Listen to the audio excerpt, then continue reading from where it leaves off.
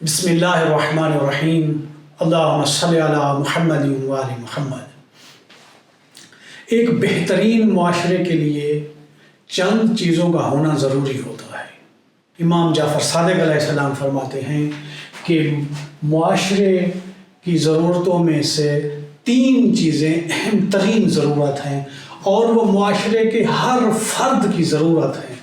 آپ فرماتے ہیں کہ سب سے پہلی ضرورت جو ہے وہ امن ہے، وہ معاشرے کی امنیت ہے، یعنی امن کے بغیر معاشرہ آگے نہیں بڑھ سکتا ہے، اور اسلام بد امنی کو پسند نہیں کرتا ہے۔ یہی وجہ ہے کہ ایک انسان کے قتل کو انسانیت کا قتل قرار دیا گیا ہے۔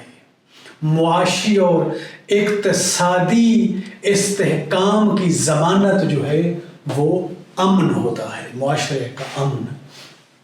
دوسری ضرورت جو ہے معاشرے کے ہر فرد کے لیے جو ضرورت ہوتی ہے وہ ہے عدالت۔ عدالت معاشرے کے لیے ایک اہم ترین عنصر ہے۔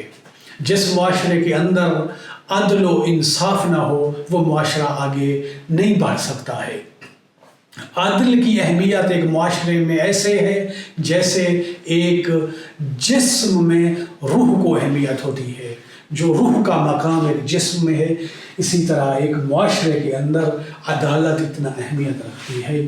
اور تیسری چیز ہے یعنی خوشحالی، یعنی عوام کا رفاہ اور فلاح، یعنی فلاحی امور، رفاہی، اور عوام کو آسائش پہنچانا، عوام کو ریلیف دینا، عوام کو خوشحالی دینا۔ وآخر دعوانا ان الحمد للہ رب العالمین۔